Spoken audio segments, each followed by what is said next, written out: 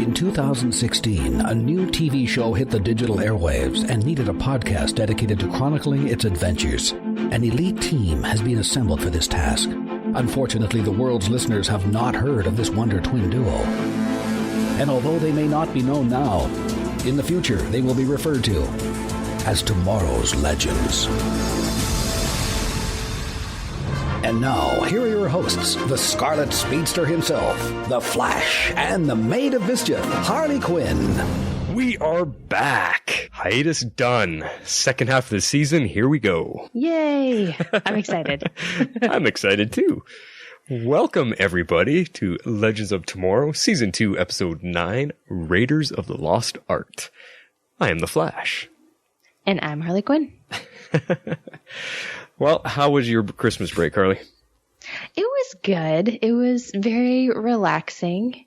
You know, we took some time and just got to spend time with family and get used to our own little family dynamics. So yeah. It was, everything was different this year. So that's cool, though. It's good. Yeah, baby's first Christmas, hey? It was, yeah, her first Christmas. We've got some cute pictures. She had no idea what was going on, but it was great. Well, I don't know if it's giving anything away, but me and Patty Spivot were searching high and low for some baby Harley Quinn clothes, and we haven't been able to find anything yet. So I just thought it would be pretty cute to send you something, but we will once we find it. That's amazing. And I'm really excited. Okay, cool. Well, let's get into this. We got a little bit to cover. It's been a bit of a break. Yeah. And just a quick catch up for our listeners. Like, there's a lot of things happening behind the scenes. We both have been increasing our gear to make the podcast a little more professional. So I don't know, we're not quite fully set up yet. So I don't know if the listeners are going to be able to tell yet, but eventually we'll have things sounding even better. And that's what we're kind of excited about. Yeah, I'm excited too. It's been kind of fun trying to tweak setups and get new stuff going. It's exciting. Yeah, it is exciting. And another little tidbit of news, I know a lot of our listeners are kind of crossing over between Flash and Arrow Squad and Supergirl and stuff, but I'm sure some of them have heard that I have now been taken on as one of the co-hosts of Arrow Squad to fill in for the departing podcast overlord. Also super exciting. It is. I'm excited for you. Oh, well, thank you. It is very exciting. It's we did our first show last night, and that's still in editing process. That task is falling on my shoulders, so I got lots of work to do. But it's very interesting after you and me developing a good rapport with each other and kind of learning each other's speaking habits to jump on there with the Shadow and Chameleon. Yeah, we are all kind of speaking over each other a little bit because we don't know each other's timing and everything yet. Oh, yeah. Yeah. But it was fun, so hopefully the show will come out enjoyable. And I also wanted to say, I did say it on Arrow Squad, and I made a post about it today, but I wanted to say to our listeners that some of them had reached out to me about coming on to Arrow Squad, and they were very happy about it and given me some support. So I wanted to say thanks to everybody. Personally, it was pretty heartfelt, and I really appreciate you guys backing the switch. I mean, I'm excited. I think it'll be good. I think you'll get the hang of it. It'll be good. I'm excited. Cool. All right. Well, let's get into this episode. Yes. We got, actually, before we get into that, there was a poll that I put on our Facebook show page. I had asked the question, what of the other comic book TV shows are our listeners watching? Because I wanted to see just how many, because you and me both watch a couple of them, and I wanted to see if we had any pure Legends watchers that don't even watch the other shows, or if most of our watchers have come over from those other shows, which is what I was probably guessing was happening. Yeah, yeah. So you tallied it up. What kind of results do we have here? Well, the number one watched show was Flash, and we had 30 people respond and say that they were watching The Flash. Mm-hmm. I kind of figured, because that's the number one show on the CW, and it's the most popular one of them. It is, yeah. And then Arrow was a close second with 28 people marked off that they were watching Arrow as well. Oh, wow.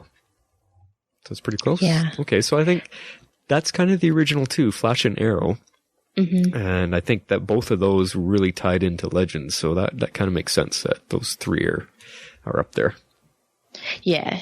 And then the next one is Supergirl with 25 people saying that they watched that, and that's not surprising either. Right. And then comes all the Marvel TV shows. Right, yeah. So, S.H.I.E.L.D., which I know is really popular, and that's over on ABC. So I know a lot of people are watching that. We had 22 people watching that. Daredevil and Jessica Jones, those are both on Netflix, right? Yep. And Luke Cage. I watched Daredevil, and I'm really behind on it, but I did not get a chance to watch Jessica Jones yet. Okay, cool. You know what was surprising, though? Sorry, what was the next one? Luke Cage, you said? Yeah, what's surprising that I'm not watching Jessica Jones? No, that Gotham is near the bottom of the list. Not many of our listeners are watching Gotham. Oh, I know. I found that surprising, too. I personally love Gotham. Yeah. I'm watching it. Well, yeah, it's interesting how they're rewriting the Batman. Well, not even rewriting. We've never really seen the beginnings of the Batman mythos when all the characters were young, and just in the beginning, we've never seen that. So that's why I find it's very interesting to see where everybody came from. Yeah, me too. And I think it's supposed to be more of like a Elseworlds kind of deal, and I really like that. It's been good so far. I'm really enjoying it. I haven't been able to watch. I think I'm 2 episodes. Have 2 episodes aired since they came back? Yeah, 2 or 3. Yeah, two I think. If 3 have aired, then we're on hiatus for like 7 months. Oh, that's so annoying. I know. I'm obviously having a hard time staying caught up with TV. Not surprisingly. But I hopefully, I have to feel a little bit bad because, Jeff Gentry, one of our co-hosts over on Gotham, that, he's very in tune with our show and stuff. So we're going to try to get some of our listeners to go give Gotham a try, because he probably doesn't want to hear that it's near the bottom of the list. I know. It's a great show, though. So if you're listening to this and you've not checked out Gotham and you're into Batman and DC stuff, I guess I shouldn't say Batman because it's not about Batman, but it's that whole world and building up to. So it's good. Right. Okay. Well, on to our show, Legends of Tomorrow. What was your impressions of this Raiders of the Lost Ark? Well, I gave this show 9 part-time recreational drug users, and I'm seriously regretting that latter. Because I really liked the episode. I thought it was fun. It was a good ride for me. It had a lot of subtle humor to it, and it was pretty dry humor, which, I love dry humor. I'm such a big fan of that. It made me laugh out loud a lot. Like while I was watching this whole episode, I just kept laughing, and that's pretty rare that usually happens. But I liked that they were playing with the time aberrations, and we got to see some more of those effects and just kind of how they go about tracking them down. So that was pretty cool. It just made me laugh that it's Ray and Nate, that they are kind of losing their memories and their lives were completely altered because George Lucas doesn't make his films. Yeah. We'll talk a little bit more about that after, because that was pretty funny. Oh, sure. Absolutely. It was great. So what did you give this episode? Well, I am going to rate it an 8 times they said George Lucas when addressing him. Is it really 8 times? It's around that, but that's something I'm going to nitpick a little bit later. But I have to admit, I posted about being disappointed in this episode. That was on my first watch. My mindset was at wanting a serious episode with how the last one left off before the hiatus break. And so I wasn't expecting such a light and goofy one. But upon my second watch, knowing that it was a little lighter and goofier, I actually enjoyed it a lot more, which has happened to me before on a second watch. And I appreciated the humor and the Star Wars reenactments. So, so let's get to it. We are this podcast's only hope. That we are. Oh. All right. Well, we had a little piece of pre-show feedback, and we haven't had pre-show feedback to discuss for a while. We have a new listener going by the name of Northern Freeze. Ooh, I like that name. And he actually sent us 2 emails. Upon his first email, he was actually kind of doing a catch-up. So he says, "Hey, Flash and Harley. Due to technological ineptitude on my part, it took help from Flash and Miss Spivot to get me straightened out. Long story, don't ask." He's actually someone we know in in real life, so that's what he's referring to. But I finally got to actually listen to the podcast, and of course, to get it right, I started with season 1, and over the last month, I am now up to date. Oh man, that is a lot of Flash and Harley in your ears. Holy cow. Wow. I'm sorry. Jeez. I did not expect this email to get into any of the feedbacks. Well, too bad, as I am bringing up a couple of things in this email from last season and earlier this season, but I still wanted to share my thoughts on a couple of things that I think may be interesting. Well, that's why we're including feedback, because it's important to have our listeners get to say what their feelings and opinions. Mm-hmm. So he says, Season 1, Star City 2046. You were discussing Slade's son being the driving force behind taking over the city, and if he had the son later, or when that may have happened. I'm not 100% certain as to when, but I do remember in one of the Arrow flashbacks from Season 1 that Slade mentions that he has a wife and a son back home in Australia. As long as we don't think too hard on the age factor, that could be the answer. Huh. That could have tied it right up there, that we now know where Slade's son came from in that episode. Yeah, I like it. Cool. I'll take it. You know what? This is actually kind of interesting. This is making us flash back to Season 1 and all of our shows that we have had. And things we discussed. This is going to be kind of interesting. All right.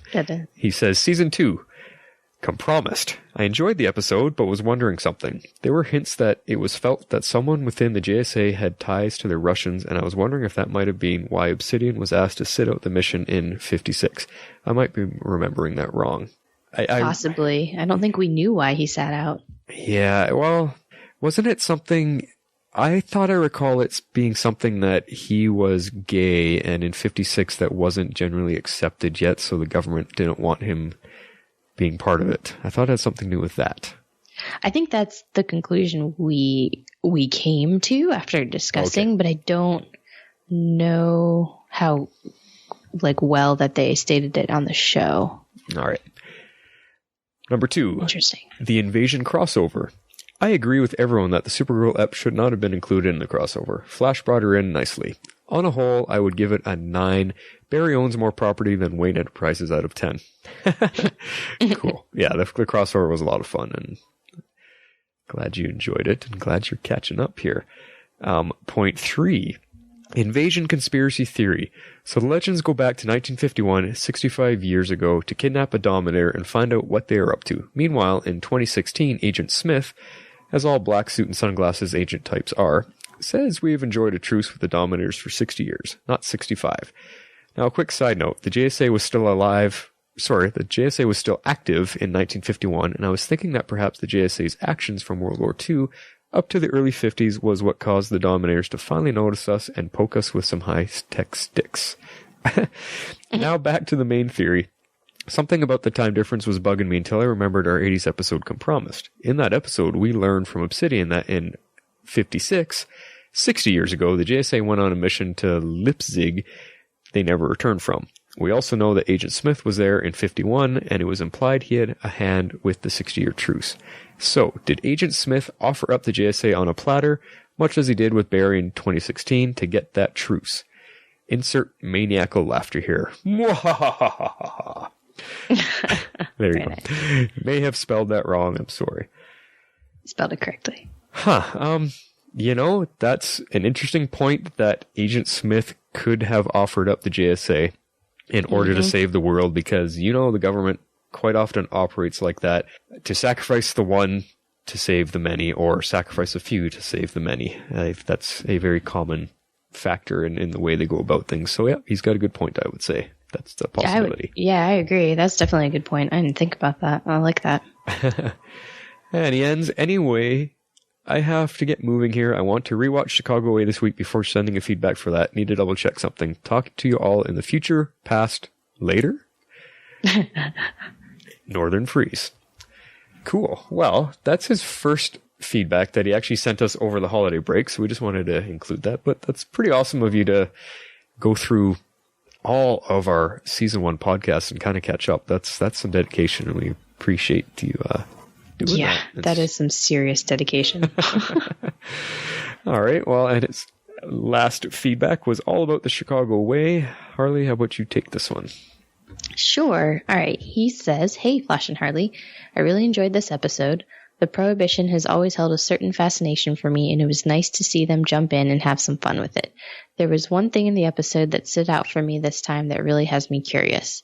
During Thon's rampage around the Waverider while looking for the second piece of the compass, he catches Mick packing a bag and looking like he was making a run for it, which turns out to be a trap as Amaya blasts Thon with the speed gun and kicks him to the floor.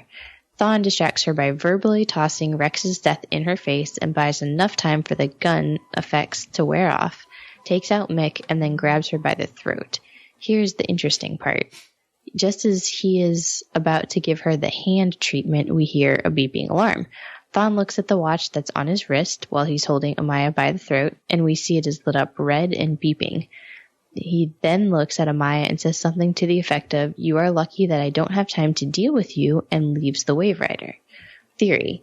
Is it possible that Thon can only stay in time periods for a certain amount of time before wraiths show up looking for him, so he keeps that alarm set to remind himself that he has to take off again? Insert wow emoji here. I know we see him later in the episode when they assemble the compass, but who is to say that he didn't just return from wherever he went? Talk to you again soon, Northern Freeze. That's an interesting concept to bring up. He has a limited amount of time to avoid the time wraiths, which we questioned why they aren't around. Exactly, and I like that because that would tie up something that we've kind of been complaining about, the time wraiths, how they were very conveniently only used a couple times. Yeah. And then they just don't show up again, even though everybody literally is messing with time. But here's something I want to throw in. Do you notice that he's not really doing much himself? He basically runs in, tells Merlin and Dark what to do, and then he leaves, and he gets them to do all the dirty work. So essentially, he's not really affecting the timeline. It's not him doing it. So the time wraiths aren't going to come after him, possibly, because he's not doing anything. And do the time wraiths only come after speedsters? They only go after speedsters that continually affect the timeline. But by him... So basically he's manipulating events. That doesn't count. Well, he's manipulating Malcolm and Dark, is what I was saying. He's instructing them what to do, and then he leaves. So essentially he shows up in a time period, doesn't do anything, and then he leaves again. So the time wraiths have nothing to really track because he's not doing it. It just popped in my head just now. So. But food for thought. I do want to know when he disappears. But I might have to watch that scene again that Northern Freeze brings up about the red beeping thing and see what's going on with that, because then we might be able to have a more clear approach to answering that, because that sounds interesting. Yeah. Oh no, that's fascinating. Cool. I like that. All right. Well, thanks, Northern Freeze. Now that you're all caught up, you're gonna have to send us in feedback per week on the episodes, so you're along with us on the right timeline. Yeah. All right, well, that covers that. Let's get into the episode now, the current episode, this timeline episode, as we said, episode 9, Raiders of the Lost Ark, plot points. I'm going to kick it off because disappointment right off the bat. And this maybe left a sour taste in my mouth for the rest of the episode on my first viewing, because they do their previously on Legends of Tomorrow, and it's a recap of the last little bit. And what do? They show us 2 minutes worth of Snart. And that led me to believe we were going to get Snart this episode. And we didn't at all. I know. Sure, they talked about him a lot, but no. So that was a big bummer. I know. I was like, ooh, is he going to come back? And I got excited. And then it kind of got into the episode and I kind of got distracted. And then I remembered your point of that you were like, disappointed and looking forward to that. And I was like, oh, that's right. I forgot. They did sort of allude to that. Right. Anyway, but that's how they open it. So where do you want to start it from now? Well, okay. I just wanted to kind of talk about this wrap-up scene that we got, quote-unquote wrap-up scene, when we go back 6 months ago and we see Rip and everything that has kind of happened to him after he has time scattered our team, and we assumed that he was blown up, even though I didn't think he was really dead. None of us really did. I know. Just where is he? So apparently we learned that he has at least a piece of the Spear of Destiny, which apparently still works even though it's not whole. So 1, are there more pieces of the Spear of Destiny and who has them? And 2, what happens if it becomes whole? Right, because even having a piece of it seemed to have some type of ability bestowed upon it as well. Right. Now, before I get into that with you, like I thought this opening sequence was intense. And the action, like Rip by himself, and Gideon, it was a very cool action sequence when they lost gravity for a moment, he got slammed into the ceiling and, he's running around. It was intense. And finally, we got to see just what happened to Rip. We've been wondering because all we knew was he disappeared.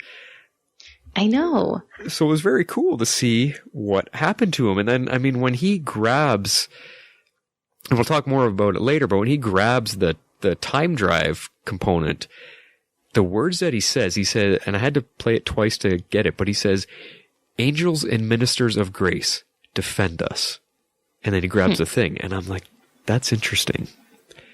That is interesting. Because what does that lead us to believe has religious beliefs, or is he referring to someone else? I was thinking, could that be like the Time Masters? Who could he be referring to by saying that? Angels and ministers of grace. I don't know, other than it could somehow be something that just ties into the spear in general, since kind of like the legend behind the spear is kind of is tied into a lot of like Christian kind of overtones, and I think it's a legend. It's a legend surrounding Jesus and what the Spear of Destiny is. I don't know. Do we want to right jump into that? But yeah, actually, now that you say that, it makes a little bit of sense, because he's holding the spear as he's saying those words, and apparently which we see later in the episode, when you're holding the spear, you have to utter words of something that you really desire, and that helps the spear empower, or whatever its powers activate. Yeah. So okay. maybe the words he's saying it helped. This will tie into why he didn't have any memories of anything at all, because maybe him asking them to defend us while holding the spear helped, and grabbing the time drive all at once, maybe all of those aspects together worked to completely wipe his mind, and that's how it was going to protect them. I don't know.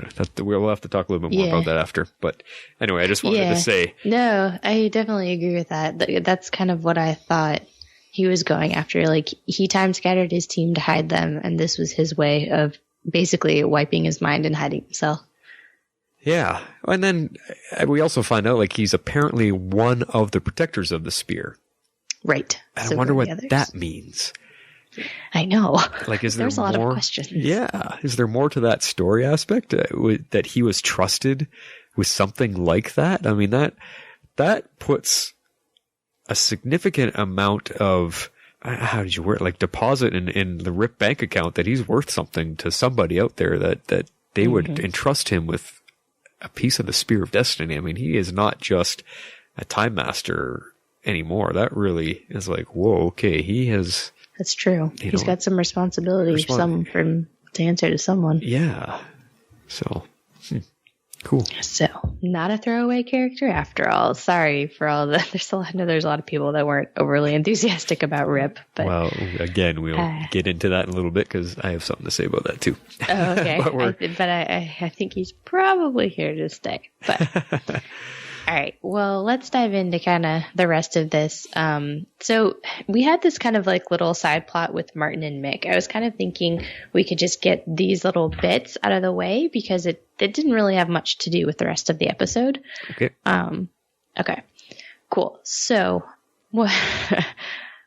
there's just a bunch of scenes, so I'm just going to kind of like run through some of the things that they figure out. So, like, I will Stein interrupt at my convenience. Don't worry. But no, wait. What? Exactly. I said I will interrupt at my convenience. Don't worry. Oh, perfect. Okay. So Stein, he basically accidentally discovers that Mick is seeing like visions, quote unquote, of Snart. I mean, he just kind of walks in the room when Mick is basically talking to himself, but he's really, talking to Snart. Yeah. And so then all of a sudden he kind of has this little brainstorm. He's like, hey, like you're a doctor, you could fix me. And Dr. Stein's like, I'm not that kind of doctor. So he kind of basically gets shoved into being Mick's shrink for the day, I guess, which was kind of interesting. And so he, his whole theory is that really what he's doing is just dealing with feelings of grief. Which Mick won't admit to because he doesn't do feelings. Exactly. So, I mean, and I think, that makes perfect sense. But then, they're kind of going through the episode and, Mick has this great idea because, they end up scanning Rip's brain that he's like, oh, well, you should scan my brain and then you can figure out what's wrong with me. And Dr. Stein's like, well, that's not going to work. But then what they figure out is apparently there's some sort of gravitational wave antenna receiver. It's like stuck in his head from when he was Kronos.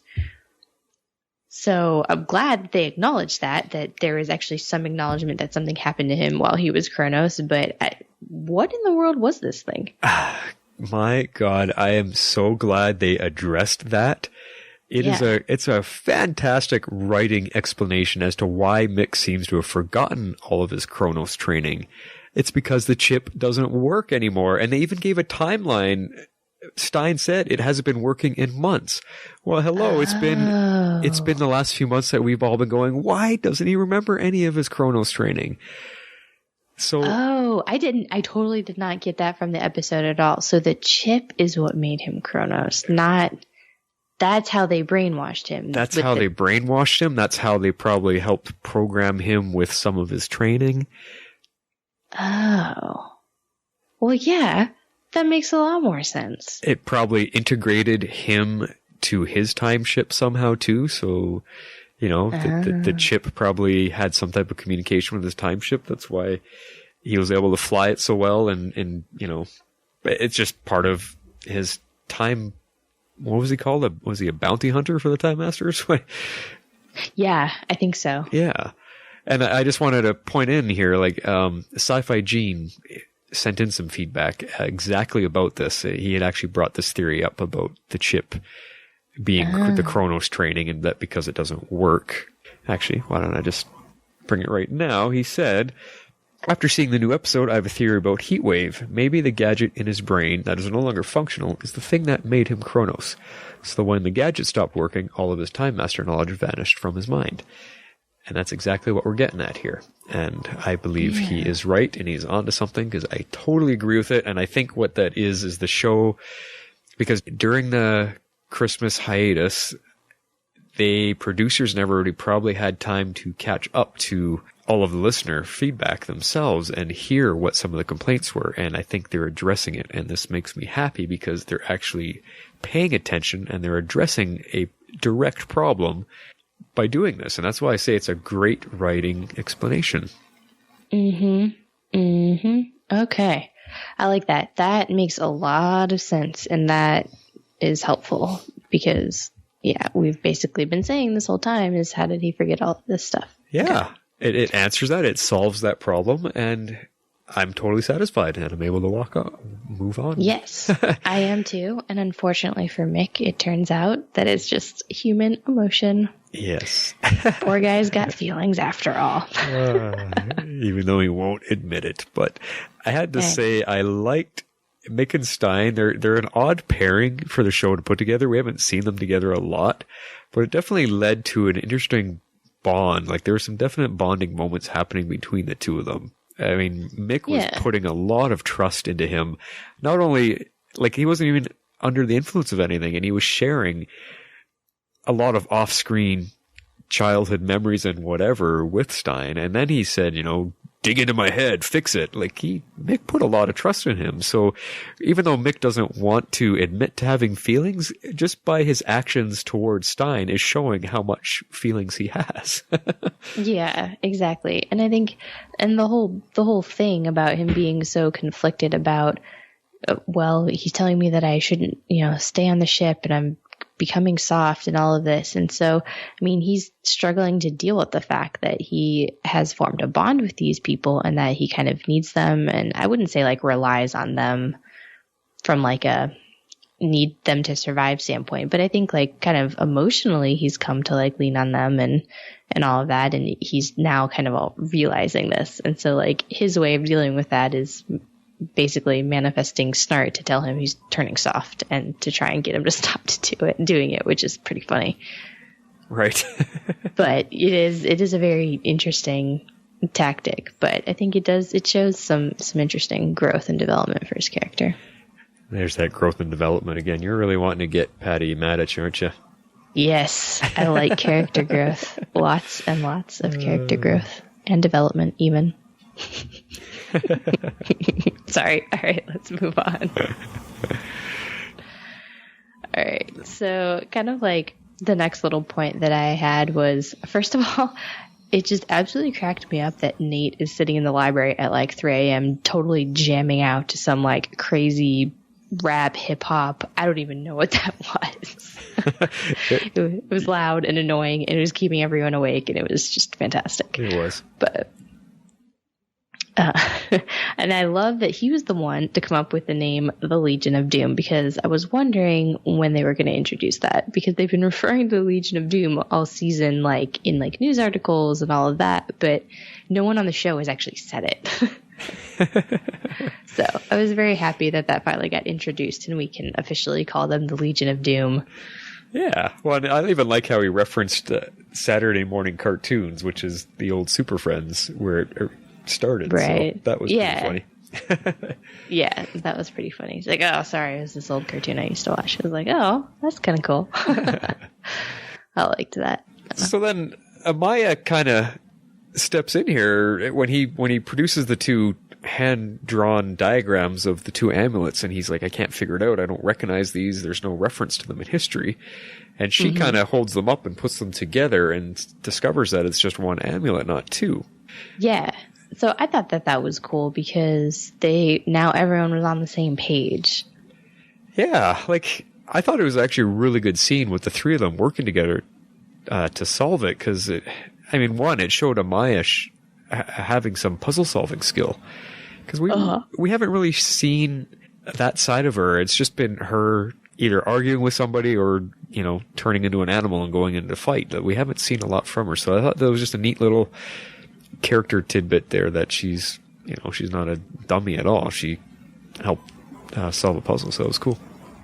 Yeah, we got a couple moments from her this episode, and it was nice. It was nice to see her getting some screen time. Right. And then you, Miss Professor Harley here, reminding us just how smart you are, did some history research for us.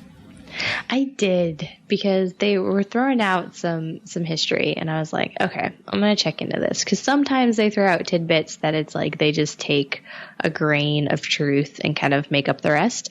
But this was actually relatively dead on. So basically, Nate recognizes this amulet as the Longinus medallion. And Longinus is the name that was given to the soldier who pierced Jesus in the side with the Holy Lance, or the Spear of Destiny. So that was actually true, or at least as true as Wikipedia thinks.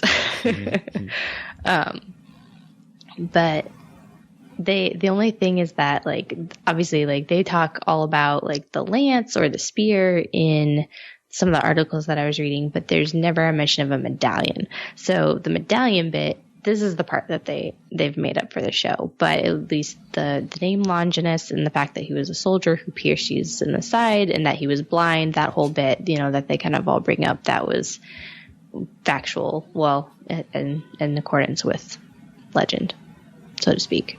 It's just one of those, like, stories that was kind of handed down and retold and comes from a couple different cultural perspectives, but as true as you're gonna get for that time period, I think. Still pretty cool that it's touching on actual historical account. That's pretty cool. Yeah, I liked that. So the other thing we learned is that the Spear of Destiny makes a change to reality, and that apparently changes to reality are permanent. So does this mean that Rip is permanently not Rip? But then, see, this is where I get confused, because he clearly remembers, sort of, something of his former life because he's written it as a screenplay. But he doesn't remember being this person, but he clearly remembers the events that have happened. Well, it's out of his imagination is what he's figuring. So he's pulling it from somewhere. He just doesn't know from where. And I think we're going to talk about this a couple times in our show notes here. But I just think this is some of the coolest TV show time travel science yet. Mm-hmm. Like, physically touching the time drive can rewrite a person's brain. I don't care how out to lunch or whatever that sounds like. I just think it's cool. That's a really, really neat time travel idea, and because we don't really know anything about that time drive and what its properties are and how it can affect someone. It's just cool. I thought it was cool. No, I agree. I thought it was very cool. Now, was it just touching the time drive, or was it touching the time drive in connection with the Spear of Destiny? Yeah, well, I addressed that earlier, didn't I? That is the big question right now, and I guess I'm thinking the rest of the season is going to be chasing down the other pieces to this spear, so the Legion of Doom doesn't get it. It's going to basically, I think it's going to be a race to find all the parts. Yeah, no, I agree. Well, that's what the screenplay says, so that's what has to be happening, right? Right. All right, so some of the next points that I wanted to bring up are after we've kind of cut to the scenes in LA, and we first kind of just see Merlin and Dark, and they're just talking with each other, and it just made me laugh that Merlin really wants to visit Frank Sinatra's star on the Walk of Fame. Just was so classic to me. Well, is that a Malcolm Merlin thing, or is that a John Barrowman thing, you know? Oh, that's a good point. I don't know. I'd bet that was probably more of a John Barrowman thing, maybe. It just cracked me up. Yeah, it's just funny. It was super funny. But so while they're there, they conveniently create a tiny little aberration, like total TV convenience here. And then our team is able to show up and follow the Legends This Way sign to Rip's set. This whole thing turns out to be so meta after a while. It does, but I love the little sign that Rip calling his movie Legends. It's just funny. And so right? The fact that Sarah happened to notice it. I know. I mean, how great was that? And can I just point out, does Sarah / Katie Lotz, doesn't she always seem to suit the 60s, 70s look? She does. It's just that clothing style. It looks like she was meant to be in that time period. It's kind of funny. Yeah. Yeah, no, I agree. I don't know what it is, but she always does look really good in the 60s and 70s stuff. Yeah. So talking about the Legends movie, it just makes me laugh so hard. They basically turned like little bits of season 1 into this horrible, bad indie movie that we're trying to see like get produced. And so I'm glad that the writers can be kind of tongue-in-cheek about this, and it was very meta of them. I mean, they even said about Vandal Savage, I can't get him to bring any menace to the role. Are you serious? Hysterical. Was that not our biggest complaint? Oh, that was brilliant. The guy playing Savage was priceless. He looked like him, but he just was not intimidating at all. It was priceless. Just funny. I know. And just like, he just like, it was very like flat whenever he was speaking. He was just like, do not quote Tacitus to me. I was like, really?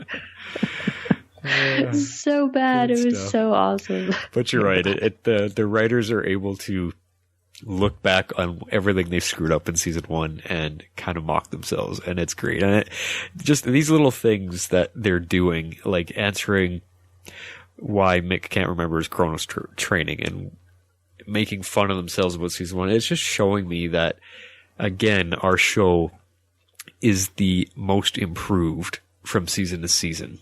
Mm-hmm. I agree. It's just awesome. Yeah. Yeah, it was great. And then also, I mean, of course, George Lucas turned out to be his cameraman. I just laughed. Well, I guess he has to start somewhere. I don't know if you could be a director right off the bat, but... Well, aren't they both in... They're both in film school, and it's supposed to be Rip's thesis film, I guess. Right. So, from what I know about film school, that's just how it works. Like, you're in film school learning a little bit of everything. So, yeah. For this particular role, Rip is, or whatever his name was, Philip something or other, he's the director, and George Lucas is learning the camera stuff. So, that's funny to me. I mean, he does say later, I want to be a director. So, maybe he wasn't quite up to snuff yet to direct. Yeah, I don't think he was quite to that point yet, but that's quite funny. So, moving on. Well, now that we've gone to the set and kind of discovered Rip, and that Rip is alive and well and apparently has no knowledge of who he is, they have figured out that he must have the Spear of Destiny, but unfortunately, he's in prison. So now they have to orchestrate another prison break. So let me ask you, what was your feeling upon seeing Rip? My feeling? Yeah, because we kind of addressed this at the end of the last season, or sorry, the last episode before the season break. Mm. And I had expressed, I'm like, I wasn't actually really excited to see him. He just kind of showed up, and I was like, didn't really miss him. So what was the feeling you got upon him being fully returned? Well, I was very intrigued by the fact that he has no knowledge of the fact that he is Rip Hunter, and that he believes himself to be Phil Gasmer, film student. I found that very amusing. I was rather impressed with his American accent. It was actually pretty good. Yeah, I know. His performance was great, for sure. He played the hapless burnout pretty good, for sure. Yeah, I enjoyed it. I mean, I thought it was fun. I think I would like to see him get back to being Rip Hunter eventually. I don't want him to be this character, like, forever. But, right. Yeah. I Okay, mean, it was kind of nice to see him back, and the part that I liked the best was when he was the 6 months previously, when he was still Rip, and we saw what happened to him. Then everything after that, it was just really funny and like part of the episode, and it was part of the fun of the episode, but it wasn't kind of. I don't think it's like a serious plot point to keep him in this character, or at least I hope not. Yeah, well, you know what? I had it later in the notes, but I'll say it now. It's just. It took me all of season 1 to like him, because I never liked him for most of season 1 until the end. And him being such a whiny baby in this episode kind of brought me back to his early season 1 character that made me not like him. So watching this, I found it hard to remember that I started to like him near the end of the season. So it really, I don't know, he was actually kind of bugging me, even though his performance is great. It's not the Rip that I want. I want the Rip that's at the end of season 1. That's the Rip that I want. Yeah, well, I mean, right now he's not really Rip, though, right? So you kind of gotta. I know, but that's that with a grain of salt, I guess. But it's just hard for me to accept that he's this goofball right now, and it's not making me miss him. It's not making me say, "Go rescue him! You can't leave him behind." It was tough. It was tough to feel. Those scenes where Sarah was really upset that they were leaving him behind and stuff, like the scene was great, her performance great, but why they were all upset about it, I wasn't feeling it, because I'm like, he's kind of a goof anyway.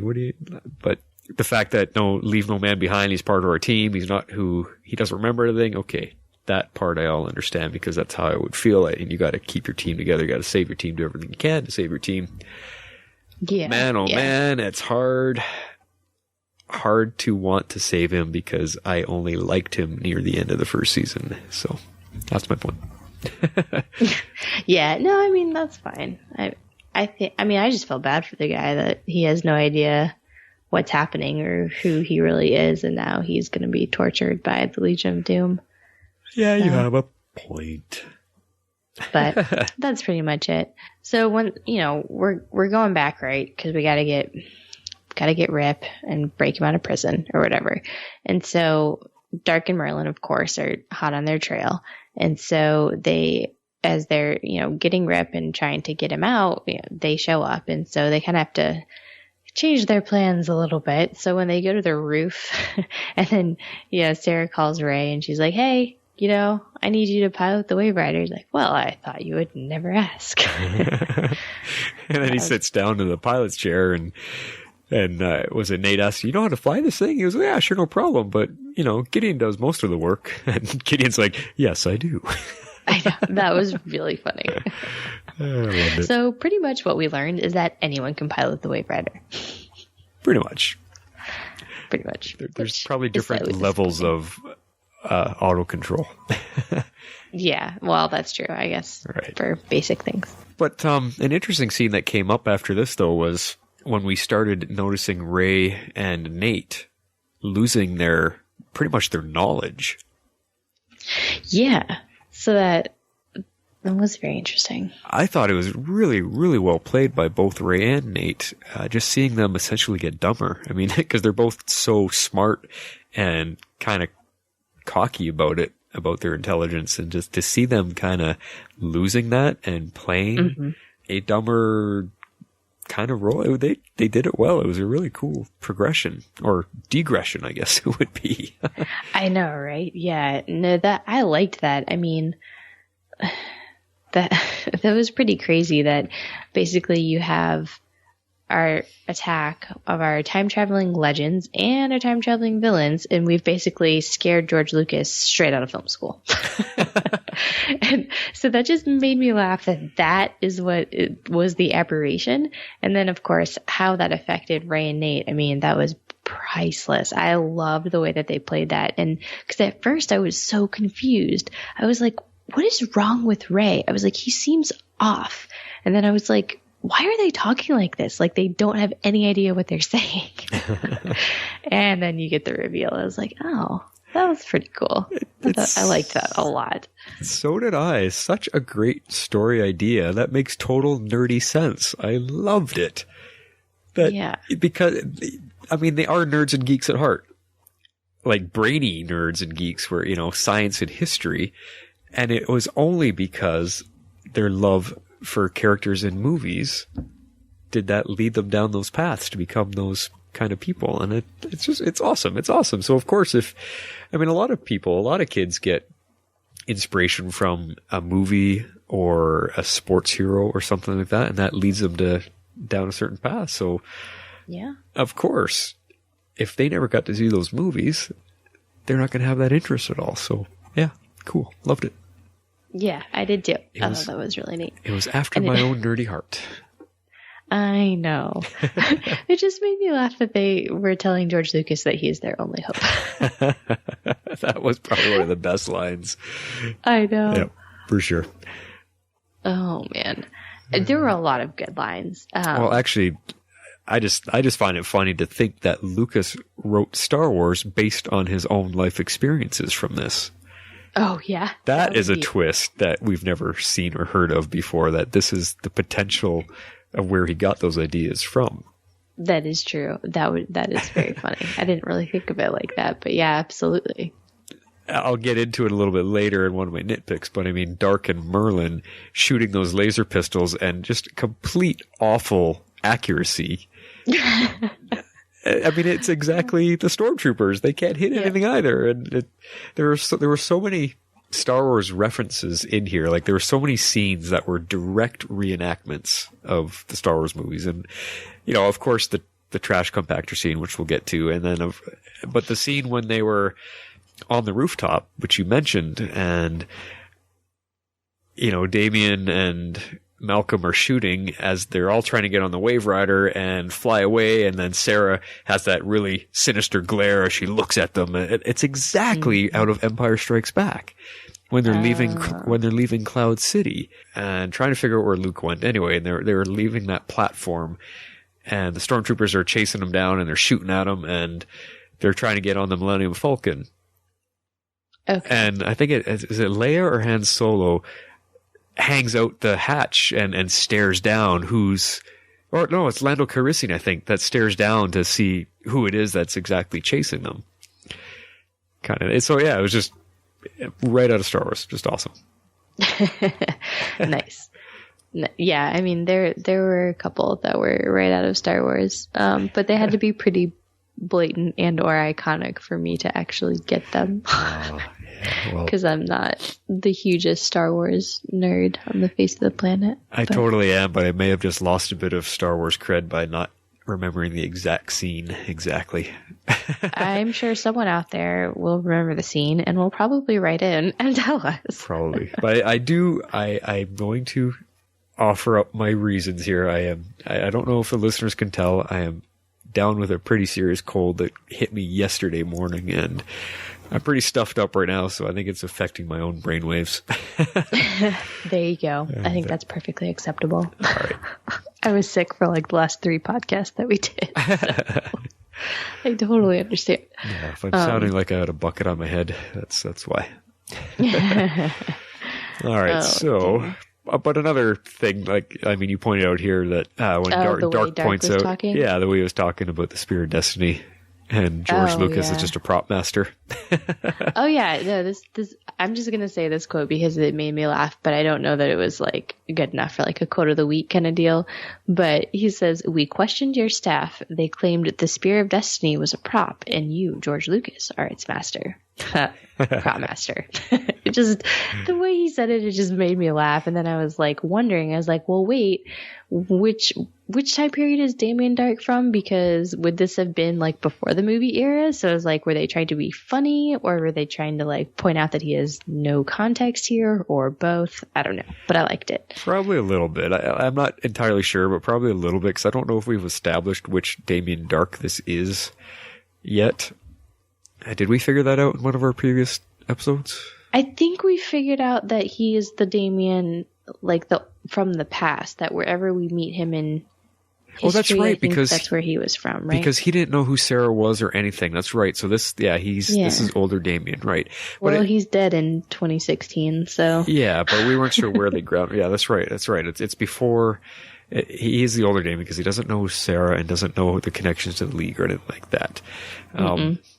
But there's definitely movies. I mean, they've been making movies. He doesn't have his totem powers either. He's just a League of Assassins trained badass. So we think, because remember that one episode threw us off when he was questioning from a distance if he should do something. Yeah, so we're still not sure. We haven't seen him use his powers yet.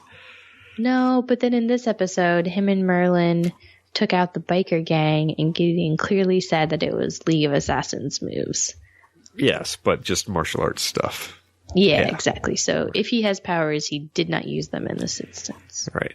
But for your point about movies, he definitely knows about movies because movies have been being made since the 30s or something. So I don't think he's older than that. Or maybe he is. Well, I can't remember. Where did we encounter him? Did we encounter him? Was it in the 40s? I think it was in the 40s. Yeah, but he's also like 170 years old. So true. He could be before the movies. That's for sure. Yeah. Either way, anyway, yeah, we're kind of hung up on that. I just think they're also trying to be funny with another Star Wars tie-in. Yeah. Master and apprentice, prop master and director, something like that. I don't know. Yeah, that's exactly kind of what I thought too. It was really funny. Liked the way they said it. That brings us to the trash compactor scene, which was also a dead ringer right out of Star Wars. I mean, word for word, they almost had the exact same dialogue. It was. Even I picked up on that. I was like, this is literally the scene. I mean, it was funny, but it was actually predictable. As soon as George Lucas threw the stuff down the trash, and earlier in the episode, and he said, everything's in the trash chute. I was like, oh, they're going to do the trash compactor scene. I knew it was coming. It was still funny. And I also found it was funny that Rey, being kind of the largest of them in body size that he was wearing a brown jacket, was kind of playing the Chewbacca role. Oh, that is funny. I did not pick up on that. Yeah, it was pretty funny. That is very funny. So as enjoyable as that scene was, I hated the ending of it when they're trying to coerce George into doing what he needs to do, and it was so corny. So corny. It was. I completely agree. It's the classic, just believe and it will work. I hate that. But even the lines that were written were awful. It just did not flow well. It sounded way over the top cheesy and corny. And it was weird. 100% agree with that. 100%. All right, so back to our scene. They get out of the trash compactor, and Steele's able to steal up, and Ray gets his suit, and it's pretty funny. Merlin tried to punch Steele and it hurts his fist. That was pretty funny. That was so funny. Just like the look on his face, like he punches him and he's like, what just happened? He like shakes his hand. Yeah. So funny. And then of course, Amaya I liked Amaya's moves. I mean, she did some pretty cool martial arts and reaches into the pocket to grab her necklace back from Merlin, and immediately turns into the gorilla and tosses him. So that was pretty neat. I mean, there was some cool. This was the better fight scene. The one that happened in the alley outside the movie studio, I thought was a little bit cheesy and not very well choreographed. It was probably one of their worst fight scenes they've done. So this one made up for it because it was kind of fun. Yeah, no, I agree, and I liked that we were winning until Thawne showed up. Well, yeah, and that's the point I wanted to make. Like, it's just our team cannot stand toe-to-toe with the Legion of Doom. The Legion of Doom is too well trained in hand-to-hand combat. Our team can't handle them. It's only our team with their superpowers can they actually fight back. Yeah, and only if the speedster's not there. And then when Thawne shows up, yeah, exactly. It just, again, reiterates that Thawne is too good of a villain. He's powerful, and they don't know how to handle him yet. Yeah. Yeah, no, I agree. I'm wondering how they're going to tie this all in, because I feel like the only way that they're going to ultimately be able to stop a speedster is with another speedster. So that would be cool if, like, the Flash and Kid Flash and all these other people came over. Yeah, I think so. That would be totally awesome. And I secretly really want that to happen. But okay, so one more point about kind of like the final end to this scene when like Rip kind of shows up. Not gonna lie, I was a little bit fooled. I was like, oh, he's back. And I was like, oh, never mind. That gun just misfired. He's not back. Because they show like him talking to Gideon. He's like, well, what would your captain do? And then you kind of see him like look towards the pilot chair, and I was like, maybe this is what triggers something. And then he goes out and he's acting all Rip-like, and I was like, oh, he's back. And I was like, oh, no, he's not. No, yeah, with that awful hair, come on. He would have gotten Gideon to give him a quick haircut right away. Well, I know, but maybe he didn't have time to get the haircut. I was just kidding. It just, yeah. Anyway. But well played by the actor, though. I mean, he sounded like Rip, but it wasn't quite fully Rip. So really good job on his performance to kind of walk the line there between the two of them. That was good. Yeah. Oh, absolutely. It was good. I liked that a lot. Yeah. There's this last scene. It wasn't like the last scene of the episode, but the last one with Jax and Sarah, because they had a lot of like kind of exchanges, throughout the episode. But I particularly liked this one. Yeah. Well, we haven't had a lot of Jax and Sarah scenes, so it was actually nice to see the two of them working together. Yeah, I felt like in this episode we had a lot of pairings of people that we don't normally see together, and I really enjoyed that. I like how they continue to mix it up, and you don't always have the same pairings together. Yeah, which is something I think we touched on in earlier episodes, that it's nice they're starting to let the team all work together at different times, so they're building relationships with each other. Well, that's good. Yeah. That's good. Yeah. And it was a good scene. Well, I think I bring that up in one of the quotes, but yeah, it was a good scene between the two of them. It really showed Jax, as you said, stepping in and standing up for her and kind of reminding her that, yeah, she is a kick-ass captain and she needs to remember that. Yeah, I mean, it really just showed how much he believes in her and supports her as a captain, and I really enjoyed that. I thought it was very good. Right. But, I don't know, do we want to talk about our final scene with Rip / not Rip being captured by the Legion of Doom? Yeah, throw it in. Might as well end. Is this the end of the episode, right? Yeah, so I don't know what's going to happen to him. I really feel bad for Rip here. He's been captured by the Legion of Doom. He supposedly does not remember anything about who he is. So I don't know. Do you think maybe like Thawne will have some sort of way other than torture to just kind of like trigger and like bring Rip back, like reset his brain or bring his repressed memories forward or something? That's a good question. I'm not sure. First off, I don't know how the Legion of Doom is going to torture anything out of him with archaic tools like that. I think they'll hurt him and realize they're not even getting anywhere. The three of them don't have any knowledge about brain science or anything like that, so I don't know what's going to happen there. And as for him to get his memories back, I don't know. That's obviously going to be part of the story arc for the second half, is how are they going to fix Rip to bring him back? And what happens if they do? Is he going to get his captain position back? Is he just going to be a member of the team? I think it's kind of weird. Like, if they bring him back, I think it's going to make things kind of strange, because we are all loving Sarah as captain, and everyone else on the team is in full support of her being captain because she's doing such a great job. So that is true. Maybe it'll be like more of like a co-captainship, or like captain and what's is it first officer? First officer, yeah. I wanted to say first mate, but I think that's on ship, like boats, not like it could be. Yeah, it's hard aircraft. to say. I don't know. But anyway, well, we'll just have to keep an eye and see what happens. I mean, that's the question, right? Is what's going to happen with Rip? What's going to happen with the Spear of Destiny? How does this all tie together? Etc. Yeah. Those are our questions. That's how the rest of the season is going to go. Yep. All right. Well, let's get into some nitpicks, shall we? Yes. Form of water. Okay, my nitpick is weird because, like I said, I actually really enjoyed this episode. But Sarah did a lot of glaring in this episode. And it was weird to me, like the points in which they decided to showcase that. And I guess you kind of like helped me with this because you said that it was a lot out of some of the scenes from like Star Wars, and I was like, okay, maybe that makes more sense. Maybe, the different glares that were kind of bothering me were maybe more like scenes like that I just didn't catch. But that was kind of my nitpick. I was like, why is she glaring like that? I was like, I don't get it.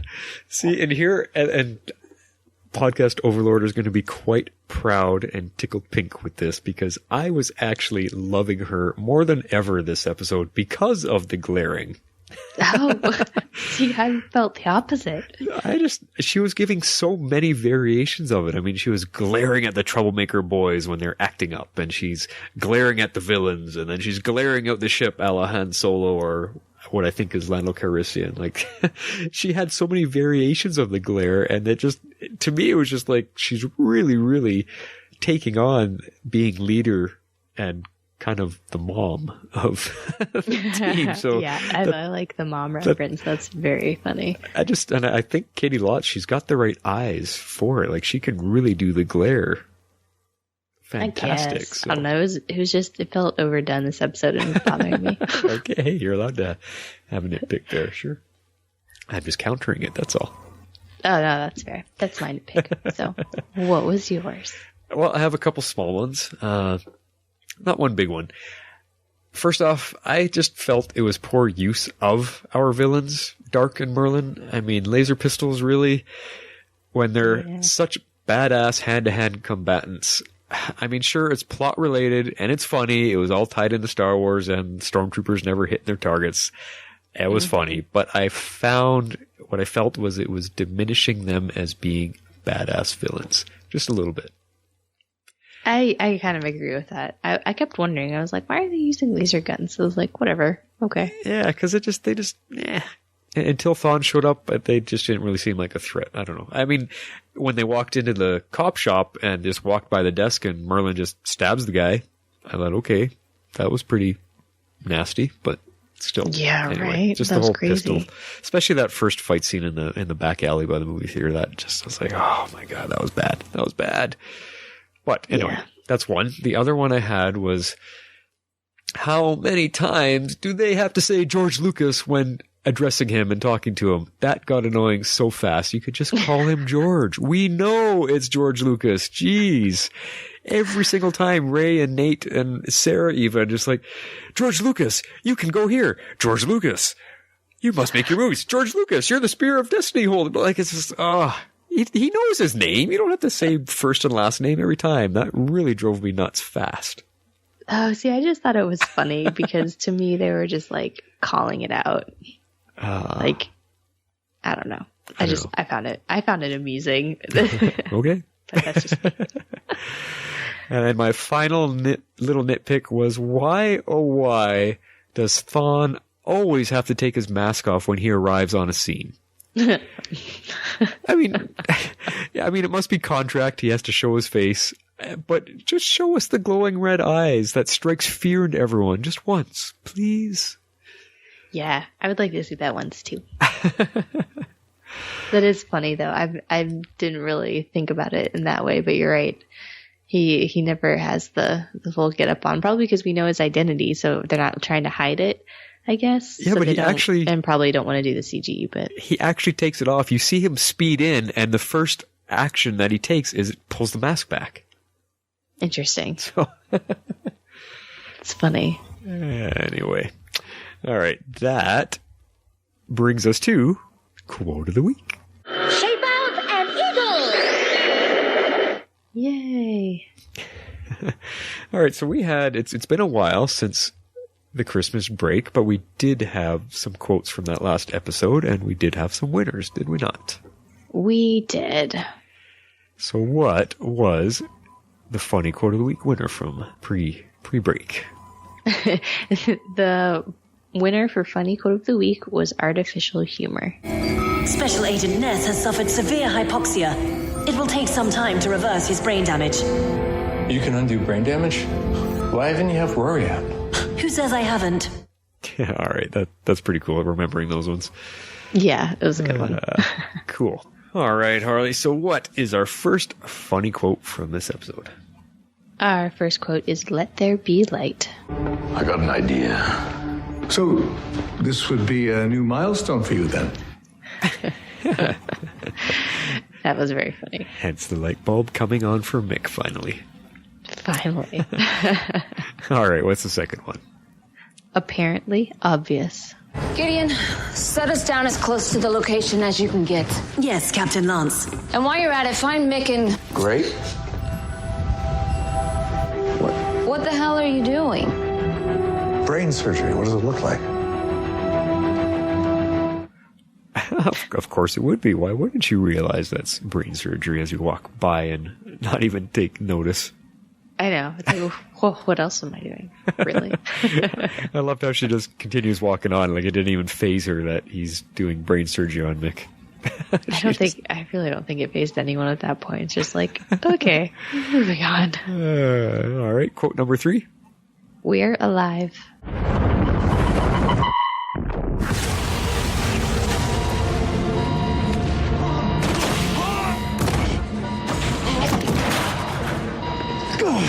Gideon, what's our status? The Waverider is surprisingly not destroyed, Captain. Though that condition may not be permanent. We're alive! We're alive! That's how you're supposed to say it. Gideon had some good lines. She did. And the last one for this week is... Naming the spear. Warren, Dark, and Merlin, former LOA. He must be getting closer to the Holy Lance. I'm leaning towards Spear of Destiny. I prefer Holy Lance. Can't imagine why. They actually were kind of arguing that a little bit in the episode. Yeah, a little bit. That's pretty funny. All right, are we ready for the serious quotes? We are ready. Our winner from last week was The Ties That Bind. I have to say I am a bit puzzled. Professor Stein puzzled.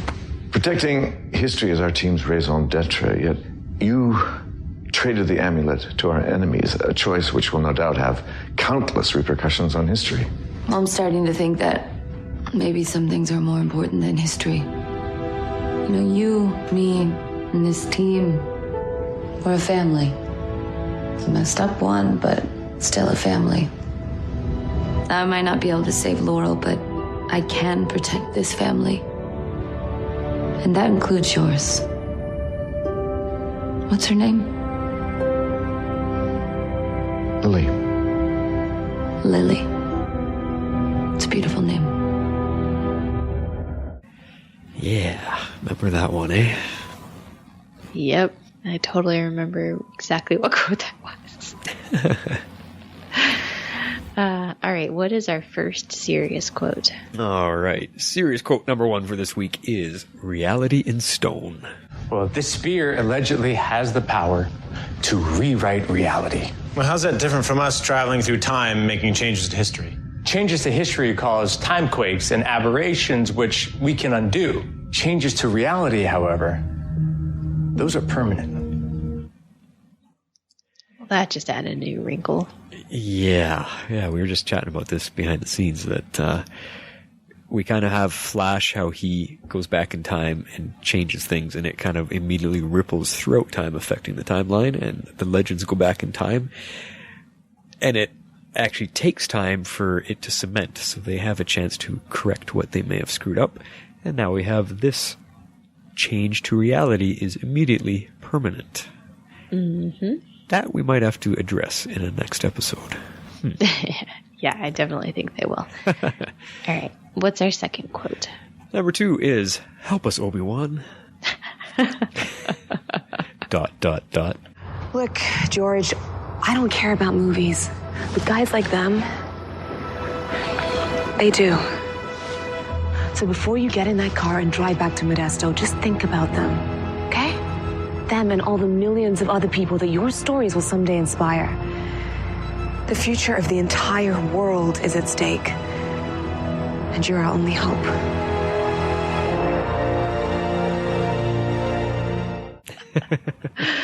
Oh, that's fantastic. All right, what about number 3? And number 3 is Spear of Potential. I just had this old piece of wood. I thought it'd be a cool movie prop. Where is it? I gave it to my prop master, George. Oh. Great. George Lucas has the Spear of Destiny.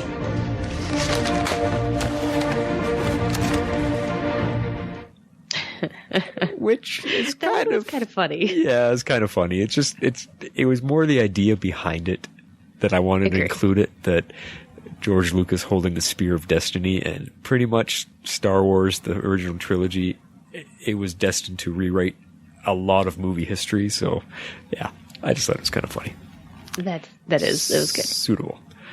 All right, what's our last one? The last one is A New Hope. The Legion have nothing. They have Rick. We lost him, Jax, again. But they won't have him for long. If I know one thing about you, it's that you don't give up. When you really want something, you are unstoppable, and God help anybody that tries to get in your way. We are gonna find him, and we're gonna bring him home. Is that a promise? That's a prophecy.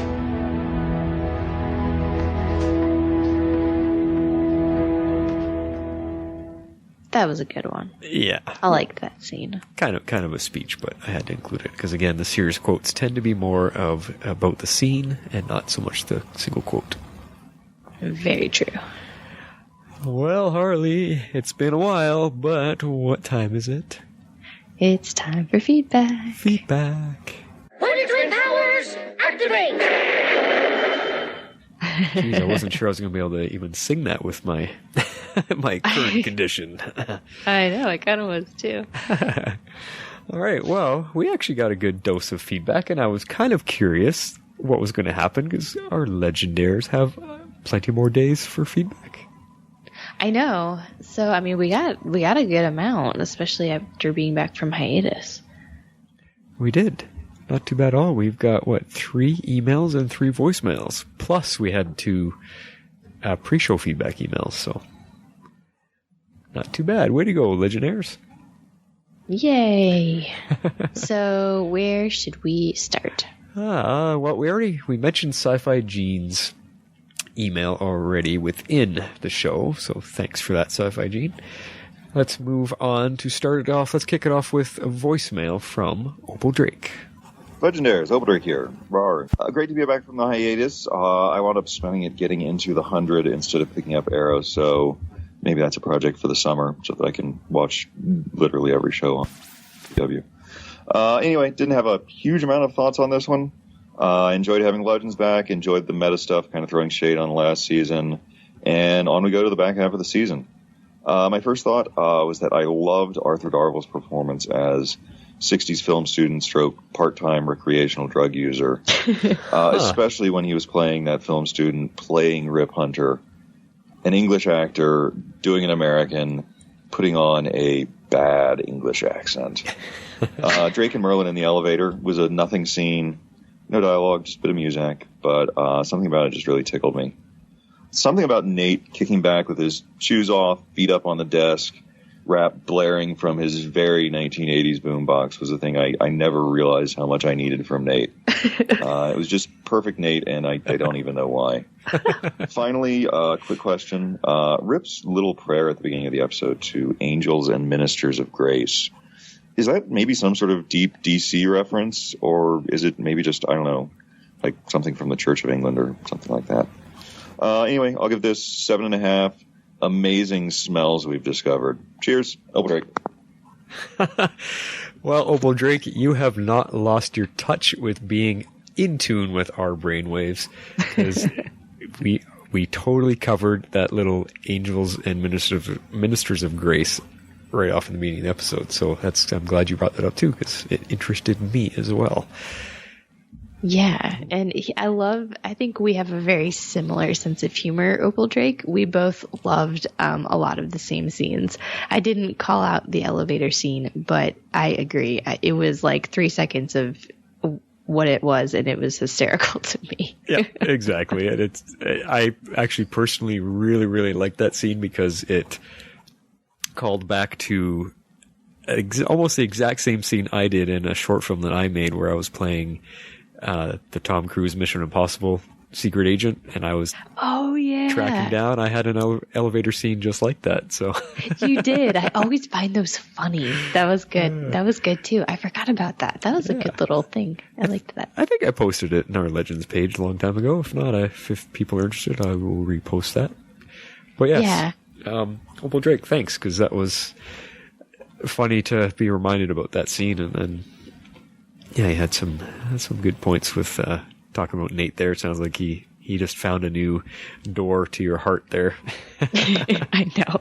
I love Nate. It just, that scene cracked me up. So funny. All right. Who's next? Next is an email from Karina, which I don't think we've heard from Karina yet. This is a first. Yeah, I think she posts a lot of stuff in the Facebook group, which is awesome. She does, yeah. Yeah. All right. Do you want me to go take for this one? Is it my turn? I can't remember. It is your turn. Okay. Hello, Flash and Harley. It's Karina here, and now that the show airs on Tuesday, I'll have more time to watch it and write a proper feedback, not only comment on the Facebook group. So here's my first feedback. I love this show, and I think they're making an awesome job this season. The best decision they made was to make Sarah captain of the Waverider. She's smart, she cares about the team, and she sees the big picture of what they're doing. And that was my problem with Rip. That was all of our problem with Rip. When Rip put the team together, he had a very selfish reason, and I understand it. But he's too stubborn, and I think he used to make things worse than it should be, so that's why I wish he didn't go back to the team. Or, when they rescue him, he could still be Phil, and maybe help them in some other way. Just don't be captain again. This position belongs to Sarah now. Yeah, see, that's what we were addressing right at the end there, so... Yeah, that would be very interesting to see how they do that dynamic. Oh, if he stays as Phil, though, I would not be able to handle it. That guy is annoying. I don't know if I want him permanently as Phil, but I enjoyed it for this episode. Okay. Anyway, she continues, I liked the episode, especially because Rip wasn't being Rip. That's funny. I'm just curious to know why in this reality he decided to make movies. Maybe because he had this whole legend story in his head and needed to put it out there. And it was really cool to see the effects of George Lucas not making movies. By the way, Howard the Duck is a great movie. Come on, guys. I have no idea what Howard the Duck is. It's I'm gonna have to go against Karina on that. It's awful. You're gonna have to look it up. See if you can find a trailer for it or something. The trailer will give you a good indication of just what it is. Okay. All right. I'll have to look it up. Okay. All right. The Legion of Doom is amazing. Malcolm and Dark in the elevator was probably the best scene of the episode. I'm a fan of well-written bad guys, and they're killing it. Too little Reverse Flash in this episode, though. And what's the end game with this Snart Rory thing? Is he really not dead and will not join the Legion? Did Flashpoint influence something? Questions. Questions indeed. Well, see, I don't know if it'd be spoilering it for her because it's already been kind of out there in the verse that he is coming back, and I believe it's an older version of Snart. He will be joining the Legion eventually, and it's we talked about this last episode before the break. Yeah, we did. Because we're kind of really interested in what that's going to do to Mick, because Mick's going to be they're basically doing role reversal, where before Mick was the hard case and Snart was getting soft and Mick was giving him a hard time, and now it's Mick getting soft and the old version of Snart is going to come back and give him a hard time. So we're very, very curious how that's going to play out. Oh yeah, for sure. So. And I mean, he's kind of probably trying to get some closure since he's like seeing Snart right now, and then maybe he'll get some closure there and stop seeing him, and then all of a sudden he's really going to come back. That's probably going to mess with him too. Mm-hmm. Exactly. Yeah. All right. So she closes out saying it was a fun episode. Nate, Ray, and Amaya were great together. They should team up more. I give this episode 8.5 out of 10 holy lances. Till next week, Karina. Well, I think Karina is also very in tune with us here. A lot of her points, she was right exactly what we were thinking. Oh, yeah, she did. Cool. Thanks for the feedback. It was great. And keep writing in. It's nice to hear your feedback in addition to what you post on Facebook. Exactly. Thanks so much, Karina. All right, and moving on, we have a voicemail from Miss Patty Spivot. Hey, Flash and Harley, it's Patty Spivot calling in. Happy New Year. Glad to have everybody back and the show back. Looking forward to the podcast, and I just thought I'd send in a little feedback. The last episode was kind of okay. I don't actually have a whole bunch to say about it. It wasn't super funny or super exciting or super really anything. I got nothing, but I do have a question for you guys. I heard somewhere that Ronnie Raymond is coming back, and I know that was Caitlin's husband on The Flash, and he was also the other half of Firestorm at the beginning. So it's probably a time thing that Barry altered on The Flash, but I was thinking about how that might affect our Firestorm on Legends of Tomorrow if the first half of Martin Stein's Firestorm shows up again. What's going to happen to Jax? Is he going to have like an affinity more towards Ronnie, or what's going to happen? I'm super curious what you guys think might come about with that, because that's really going to affect things for our Firestorm. So that's it. And I'm still waiting for Captain Cole to show up. Talk to you guys later.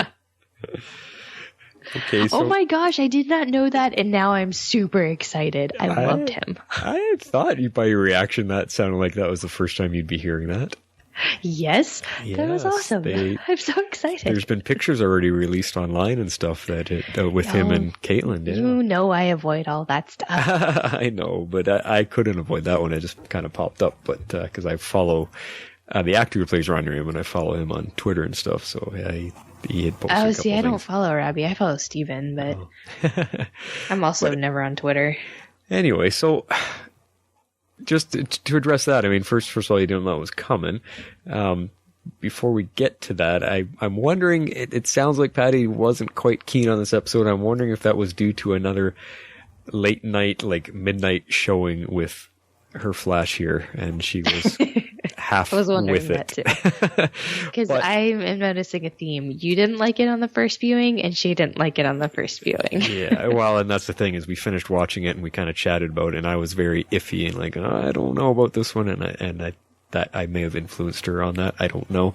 I encouraged her to give it a try again, but she hasn't had any time. So yeah. Now to her point about Ronnie coming back, there's two ways we can look at this here, because me and her discussed it, and I was thinking that if he comes back and it's a version of him where he is the other half of Firestorm, that because we know that they cannot survive when separated too long. That's true. So if he comes back as half of the Firestorm, then obviously there's going to be some medical troubles, and the episode might be about them trying to save him, them trying to reach out and call to Martin Stein to get him back so they can have the connection. But then what's going to happen when there is now essentially three halves? You can't have that. No. So that would be interesting. I don't know if I have an answer as to what they could do with that. But my only response to possibly solve that is this might be a version of Ronnie before the Firestorm incident happened. And then there would be no connection problems at all. Oh, that'd be interesting. That'd be kind of a nice way to bring him back. So would he just be like on the Flash then, just like playing? Because he was an engineer, right, or a scientist? Yeah. So he would just be in that capacity. They could be. Now, if they bring him back as a regular character, then we might be struggling from too many characters on the Flash, because they now just they've got a lot. They just asked Julian to be part of the team. So I know, and I'm loving Tom Felton. I'm really excited about that. Yeah, so it's hard to say. If he comes back as a non-Firestorm half, who knows what could happen? He could come back, and it's an early version of him. He's still in love with Caitlin, and you know what just popped in my head? Oh, Caitlin is struggling with becoming Killer Frost. Yes. And in the comic books, she starts off, right? Yeah, they're a couple. He's Firestorm, and he is very unstable and has trouble keeping the nuclear fusion within him under control. And it's only the power of Killer Frost that can help control that by continually cooling him down every once in a while. So she's actually a good guy for a while, and they're a team, they're a duo. But I can't remember exactly what happens. She's no longer able to control it, and something happens to him, and it obviously snaps her down the dark side, and she ends up becoming evil because of it, and hence becoming Killer Frost. So I wonder... Would they really kill Robbie a third time? Well, that's to kill him a third time. That kind of seems like a joke, but I'm wondering if the way the show's doing it, if they're going to do a reverse thing. She is struggling from turning into Killer Frost, so he's going to show up and try to help her. So instead of her helping him in the comic books, it's now him helping her from becoming Killer Frost. So maybe that's the angle they're going to take. That'd be cool. I'd be down with either one of those. I'm just excited he's coming back. Me too, because I actually really like him. And I met him at one of the expos up here, and he's actually a really cool dude. He's a nice guy. Yeah, he seems like he would be. Yeah. I saw him at Dragon Con a couple of years ago, too. Oh, did you? Cool. Yeah. Cool. Yeah, he's a nice guy. But Patty followed it up after her voicemail. She sent an email a little while later, and it says, "I did love all the Star Wars references, though. The pop culture tidbits are always so clever and fun." From Patty. I think she wanted to add a little positive note there at the end. So. Oh, well, we appreciate that. Thanks, as always, Patty, for being part of the show. It's nice to have you. That spawned some good conversation, and I'm really excited. You got Harley all chomping. I think Harley Quinn has a crush. On Mr. Robbie ML? Yeah. Have you seen the man? Yes, I have. So who do you prefer, Steven or Robbie? Oh. If you could only pick one on a deserted island, who would you choose?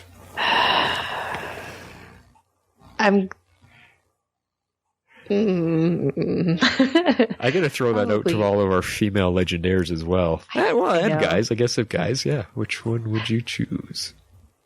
I guess probably Steven at the end of the day. Okay. I've been watching Arrow for so long, and I do love him as well. Interesting. Well, there you go. There's an impromptu poll. Between the cousins, who would you choose? Oh.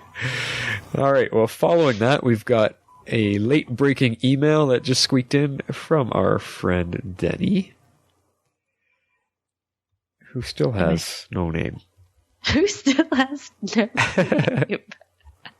We should call him the Question because we don't know his name. We should just call him the Question. There we go. That's perfect. All right. Am I reading this or are you? I'll get this one. Okay. He says, "Greetings, Wonder Twins. So it looks like we finally got to see what happened to Rip. From the Time Master Rip Hunter to film director Phil Gasmer. It is interesting that he had a piece of the Spear of Destiny the whole time and didn't think of trying to find the rest of the pieces in order to save his family. He was so adamant last season over saving his family, yet he didn't try looking for the Spear to get rid of Vandal Savage." I didn't even think of that. Yeah. Good point. Are we assuming he's had it the whole first season? I guess. Yeah, who knows? I mean, it's with time travel involved. Maybe he got it after his family died. I don't know. But then again, even when he found it, he could have gone back in time and changed things. So yeah, good point. Good point. Plot hole. Mick surprisingly didn't get to be part of any big fights or combat this week. Neither did our Firestorm duo. Despite Snart possibly being a figment of Mick's conscience, I think there may be more to it, but not sure what though. Well, I don't know. I think they may have just written that part off of it, that it's Mick struggling with dealing with feelings. That's kind of what I'm going with. I think so. And, I mean, Snart was always kind of the voice of reason for Mick, so that's could be why he's just... That's how he's dealing with it. Yeah. Yeah. Anyway, he says, it also seems all the deaths and changes to the timeline that our assassins are causing are probably really insignificant compared to what is to come once they obtain the spear. Seeing them kill so many, I wonder how this will affect the present. It doesn't seem like the deaths were reversed or prevented, so does that mean the future will cement itself to exclude the existence of their future family line? And for assassins, they sure are terrible with using their guns to kill our legends. I'm also not sure why Reverse Flash didn't grab the piece of the spear and the compass instead of Rip, unless Rip knows where all the pieces are without the compass. Okay, he's got a couple good points in there. Yeah, about killing all the people, I'm guessing that those people's families, if they have them, are just erased from existence. They're kind of like the red shirts on Star Trek, is my feeling. Yeah, I agree. Yes, the assassins are terrible with their guns. We were talking about that. That was part of my nitpick. Yeah, it's just, yeah. I think they just did that to kind of bring in the whole Star Wars tie-in. Really, I mean, George Lucas was witnessing them not hitting anything with the laser pistol, so that probably sticks with him to create the Stormtrooper trouble. What else did he say? Oh yeah, reverse Flash not grabbing the piece of the spear and compass instead of Rip. I don't know. We're thinking about it here, and we're trying to figure out where the spear was. George Lucas had it in the trash compactor, and then the fight happened, and they're all fleeing to get to the ship. And Reverse Flash nabs Rip at that point. So it's a matter of where was the spear at that point. I think we might have to go back and watch that little bit of the episode to figure it out. But you could be right that they think Rip just knows where everything is because Rip has all the pieces, so maybe they're going to grab the other pieces first. Yeah, I think they definitely think that Rip knows where everything is. Yeah. Or knows who has them, and then they can do that, and then they can track them down that way. Yeah, and I mean, Reverse Flash didn't show up until the end of the fight again anyway, so maybe he didn't know where the spear piece was himself at that moment. I don't know. Yeah. Yeah. Anyway, his last point was, George Lucas is such an influence to our two heroes and most likely to a lot of us here as well. Glad they fixed this aberration so that we can all enjoy Star Wars and Indiana Jones. And remember, stay in school from Danny. Yeah, wouldn't that be funny, eh? Like all of a sudden our actual memories are rewritten because there's no Star Wars or Indiana Jones. That'd be funny. Oh man, that'd be funny. Anyway, thanks Denny for sending that in, as always. And we got one final piece of feedback, and it is a voicemail from our dear friend, the Green Butterfly. Hi, Flash and Harley and Legendaires. This is your Eye in the Sky Green Butterfly. Wow, I really enjoyed that return episode. It had a lot of action, a lot of fun, a lot of cool movie references. We caught up with Rip and found the Spear of Destiny. So I'd call that a packed, awesome episode. And we got some information on Rory and some of what happened to him when he was Kronos. And I liked the illustration that something really small, like one movie, can change the course of your life forever. Because I do think it's often the small things that in the moment you think might not matter much that make the most difference in the end. I bet George Lucas was really inspired when he saw a real spaceship and a fight with laser guns right in front of his eyes. So this episode gets 9 out of 10. George, you're our only hope. I'm truly worried for Rip, being with Merlin and Dark. I mean, they're the Legion of Doom. Oh, sorry, Captain. I forgot we weren't calling them that. Green Butterfly, out. That was awesome. So funny. Funny as always, Green Butterfly. Thanks for sending that in. Yes, lots of good points as usual. I like her little synopsis. Anything we need to touch on with that? I don't think so. She said it pretty well, and we talked about a lot of the same points already. So okay. Just thanks for the feedback. Yes, thanks for the feedback. It's always good to hear your voice on our show. If you would like to be a part of the show, you can send in your feedback to tomorrowslegends@gmail.com. That's spelled with one R. You can also reach us on Twitter @tomorrowslegends, also with one R. We'd love you to join our Facebook page at facebook.com/groups/tomorrowslegends and become part of the community. Well, that about wraps it up for us, Harley. That's covered everything, and it's good to be back. It is. It is good to be back. It's been a while. Yeah, it has been a while. And thanks to everybody for your feedback. And thanks for all the people sticking on the Facebook page and continually, chatting about things over the break. It's just nice to stay in touch with everybody. Oh, yeah. It was great. Thanks for everyone who's been contributing over there. It's been a lot of good stuff. Right. All right, Harley. That is it for our show. Jam-packed as always. Jam-packed as always. The one last little thing I just want to say is, if people have noticed, there's a few little things being added to our show, and there's going to be more coming up in future episodes. I am trying to professionalize, to create a word. I'm trying to professionalize our podcast and make it sound a lot more like newsroom style radio show kind of sound to them. So that's what I'm trying to do. And upon that, the little tidbits that you've heard so far has all been thanks to my dear friend Dan Caverly over at Quintex Entertainment.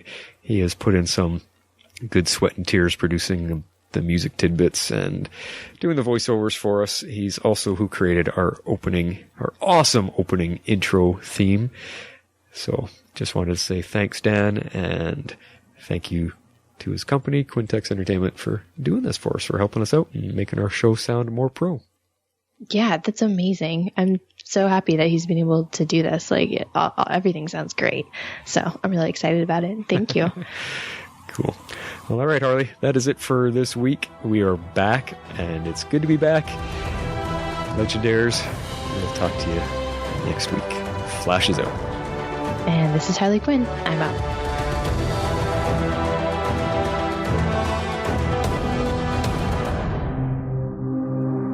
Tomorrow's Legends is not affiliated with CBS, Warner Brothers, or the CW. We're a fan-made podcast for entertainment purposes only and are part of the Cybercast Network. find our podcast in iTunes. You can leave us a rating and review. We'd love that. As well, we can now be found in Google Play Music.